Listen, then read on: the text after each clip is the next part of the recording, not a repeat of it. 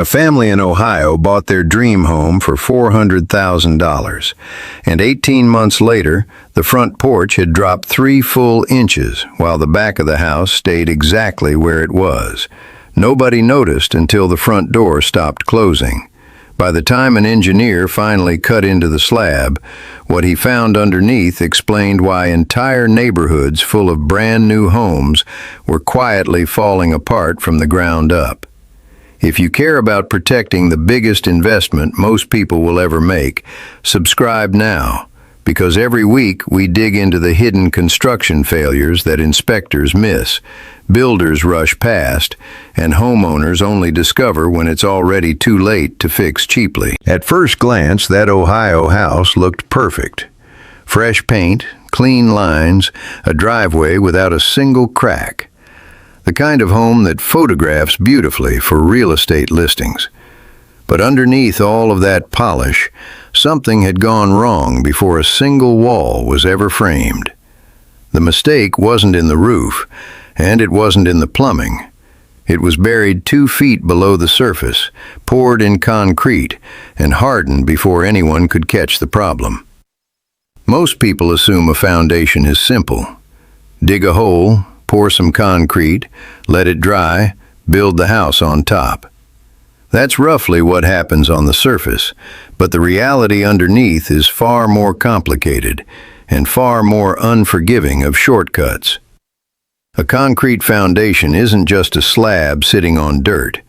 It's an engineered system that has to work in harmony with the soil beneath it, the drainage around it, and the weather above it. When even one piece of that system is rushed or ignored, the whole house eventually pays the price. Here's where things get interesting. The soil under that Ohio home hadn't been properly compacted before the concrete was poured. Compaction is the process of pressing soil down tightly so it can support enormous weight without shifting.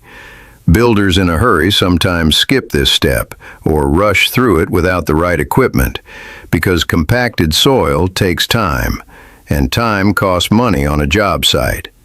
Uncompacted soil looks solid enough to the naked eye. You could walk across it and feel nothing unusual. But underneath that innocent-looking dirt are tiny air pockets, invisible gaps that behave like a sponge waiting to collapse under pressure. What happened next surprised even the crew who built the house. Once the concrete foundation was poured on top of that loose soil, the weight of the entire structure slowly began pressing those air pockets flat. Not all at once, not dramatically, just a slow, silent settling that took months to become visible. This is what engineers call differential settlement, and it's one of the most common and most expensive foundation mistakes in American home construction. One side of the house sinks faster than the other, and the entire structure begins to twist in ways it was never designed to handle. Picture a house as a rigid box sitting on a surface that is no longer flat. As one corner sinks lower than the rest, the walls have nowhere to go but to stretch and crack under that unnatural pressure. Doors that used to close smoothly begin sticking. Windows develop hairline gaps around their frames. Tile floors in the kitchen start showing thin cracks that seem to appear overnight.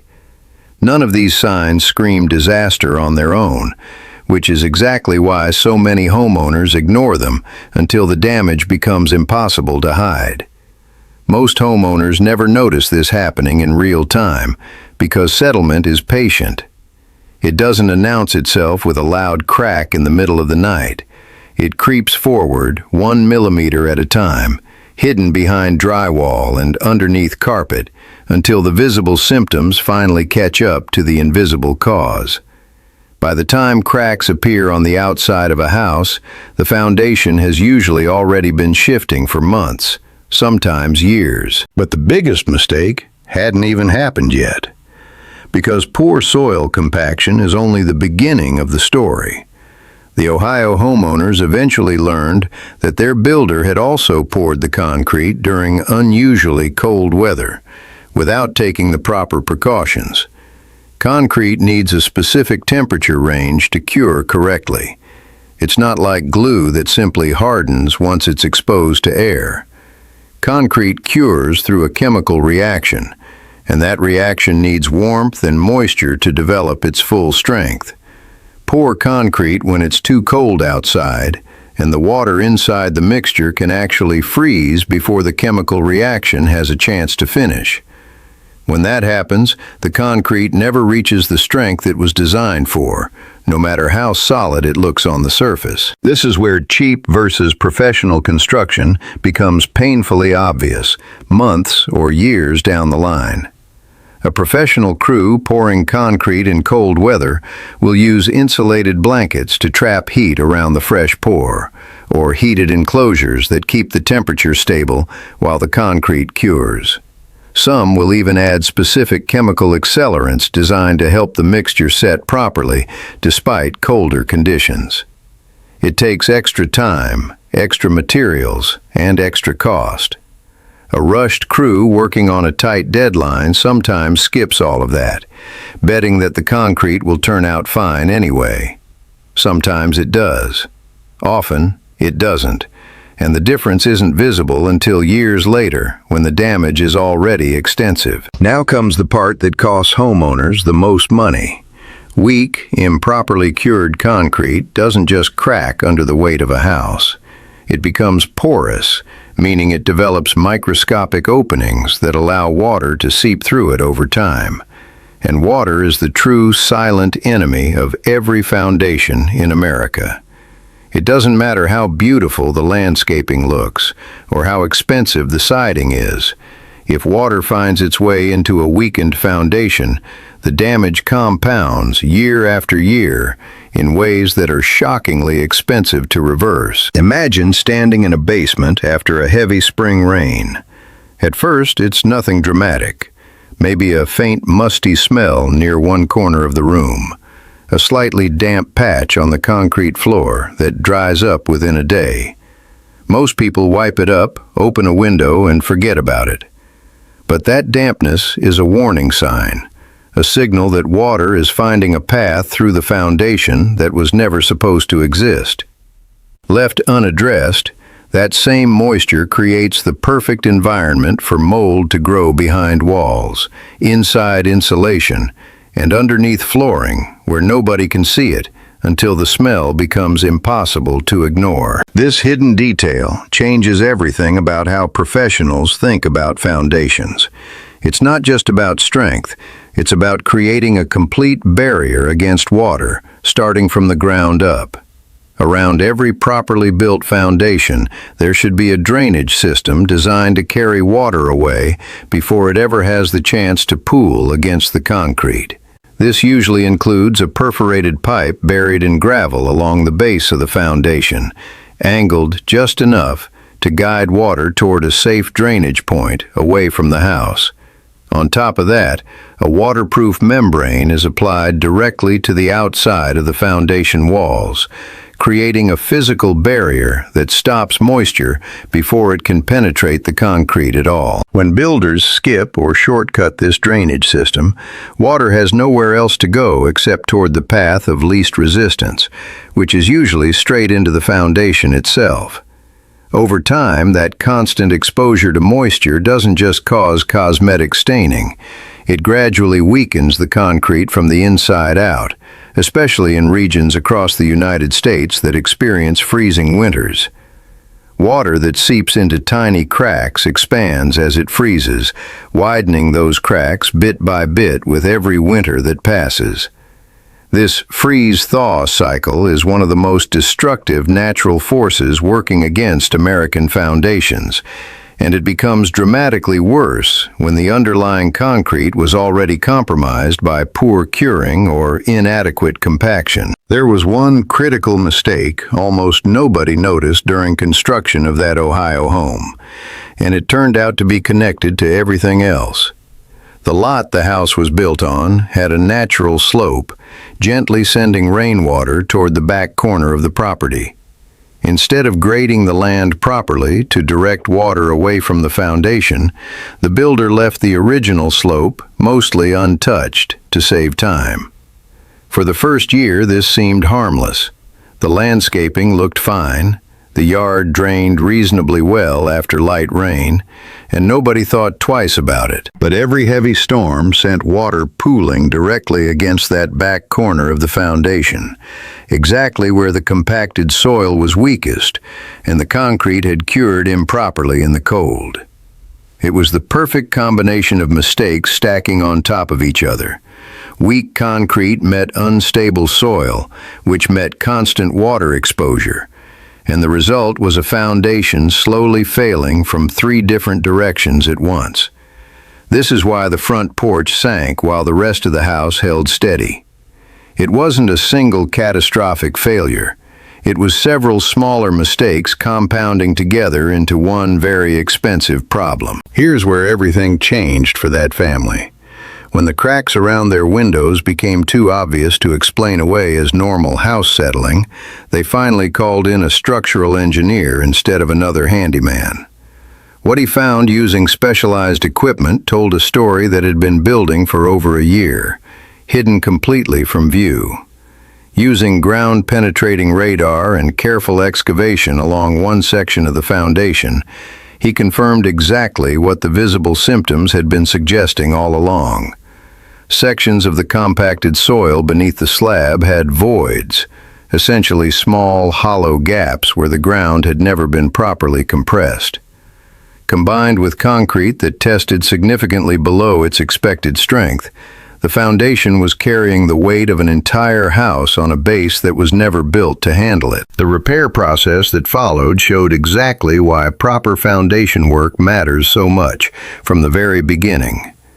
Correcting a problem like this after the fact is dramatically more invasive, more disruptive, and more expensive than doing it right the first time.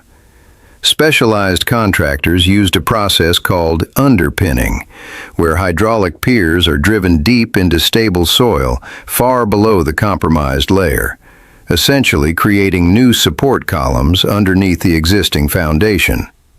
Slowly, carefully, these piers were used to lift the sinking sections of the house back toward level, monitored constantly to avoid creating new stress cracks in the process.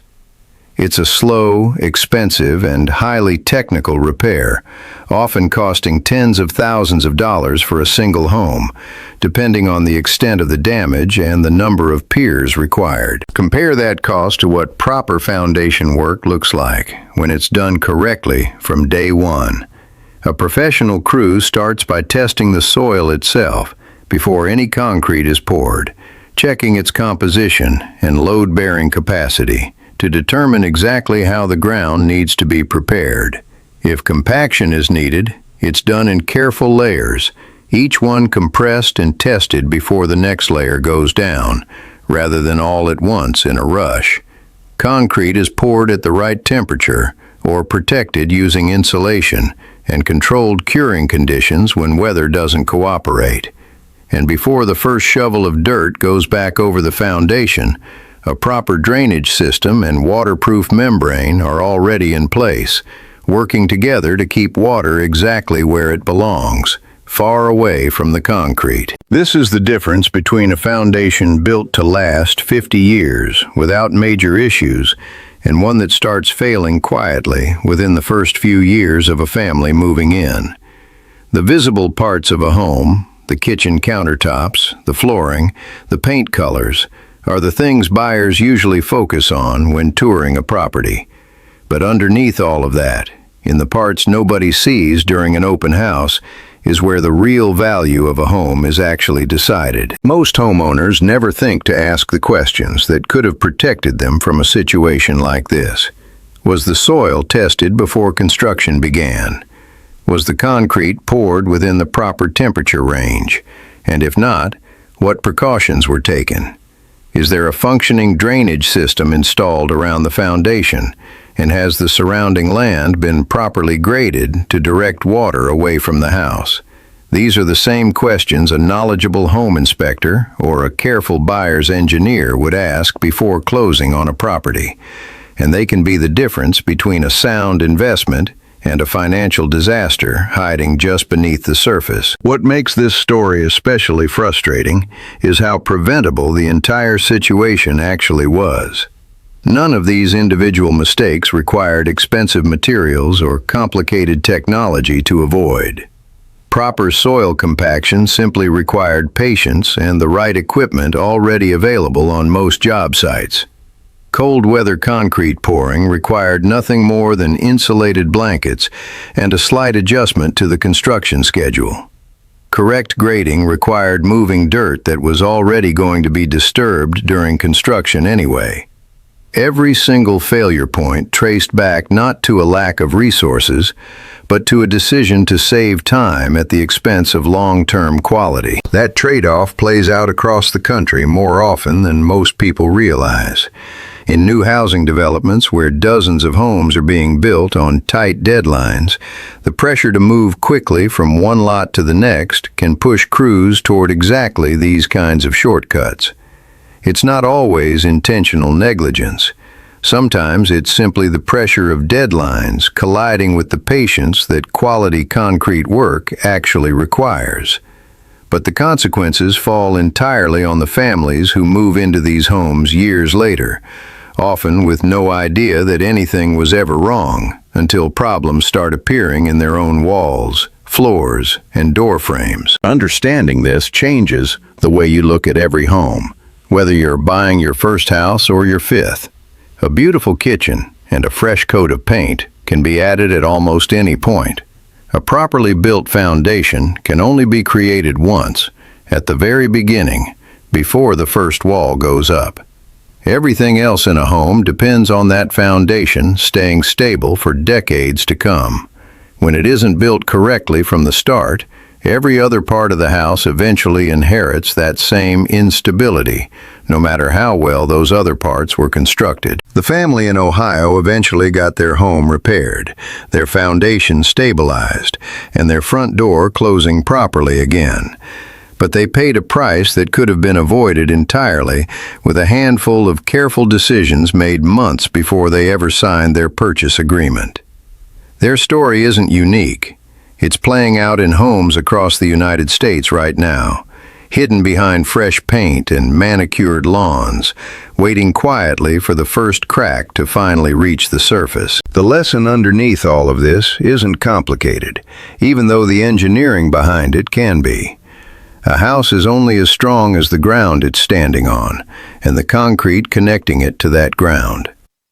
Every shortcut taken during those early, invisible stages of construction eventually finds a way to reveal itself, usually at the worst possible time, and always at a far higher cost than doing it right the first time would have required.